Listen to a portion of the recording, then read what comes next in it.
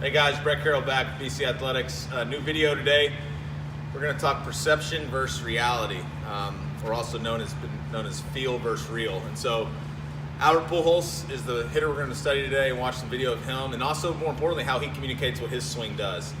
And so, full disclosure, having the opportunity to compete against him and share the same spring training complex with the Cardinals for the first 6 years of my career is really fun and grateful to be able to watch him do what he does. And so I would be the last person, anyone, to say, hey, Albert, maybe you should do it this way. Maybe you do, but because what happened was what he did worked at a very high level. He's probably one of the best hitters of my generation, and will probably go down as one of the best hitters in the game of all time. So nothing takes that away from that. It's not to prove anybody wrong or right, but what's important is to learn through this video maybe of what can be communicated towards youth, high school, and even still college and professional hitters that maybe think along the same way, just like I did. So watch the clip. It's important, obviously, when you're talking, the old saying, actions speak louder than words, right? So we want to watch what his actions are doing in his swing versus maybe how he verbalizes what he feels like he's doing. Take a look. Take that battle. I concentrate a lot on taking the battle nap of the bat towards the ball. So let's say that ball is outside. I'm going this way. If I go that way, then look at where my head is. Uncover the plate. If it's in the middle of the plate, same thing. Boom, I'm covering the plate. So let me, for purposes of this at home, let me move this out of here, and I'll bring the ball to you. All right? So if you get a pitch right here. Boom. See, I'm bringing the nap inside, and then now the head of the bat.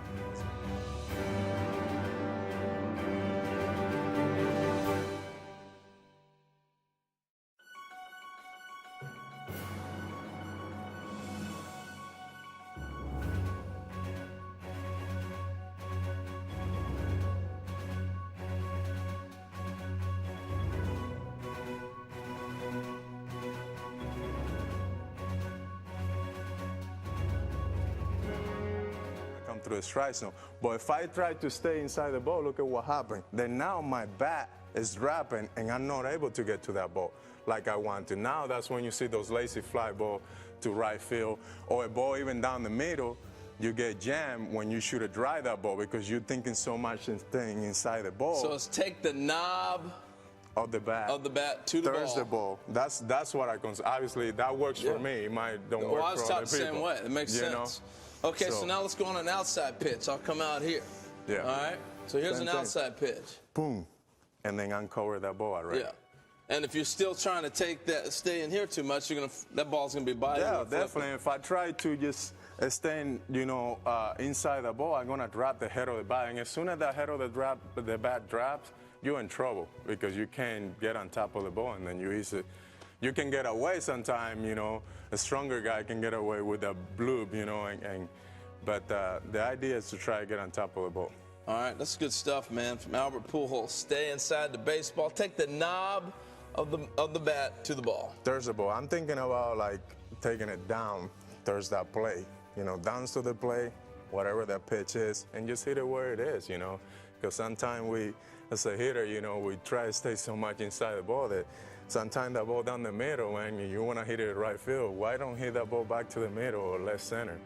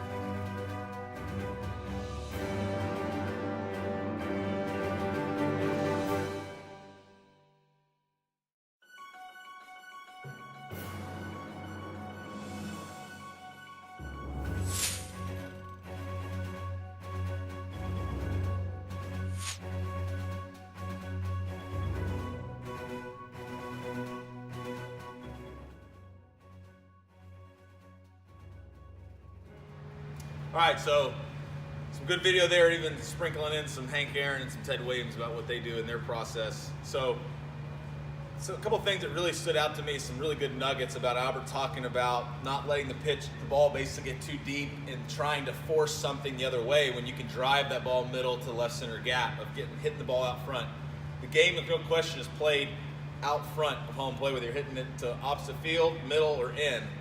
But the other thing he said I thought was great, that he said, this is what worked for me. So Albert Pujols, again, his actions were different than what he verbalized, which is to each. I don't care if someone says, man, I'd like to hit on one leg, standing upside down. It doesn't matter to me. When you see his swing process, you see a lot of great stuff happening, working from the ground up and things like that. So when you're talking about a pitch up and in, he communicates that he feels like he goes knob and then getting there.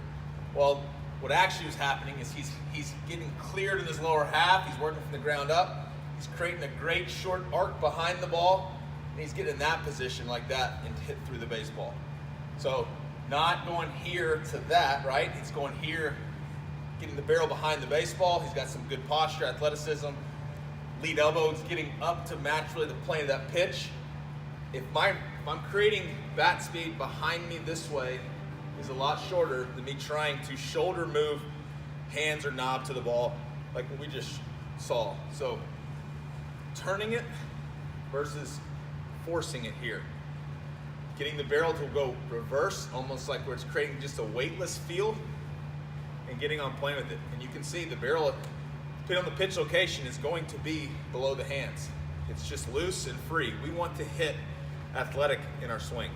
We don't want to condense down to being robotic, and that happens a lot at the youth level. We watch a video like Sir Albert, and you see that gets conditioned into kids, and so they not only do you losing intent, you're losing a lot of good stuff, but the kids are really hitting it like a robot.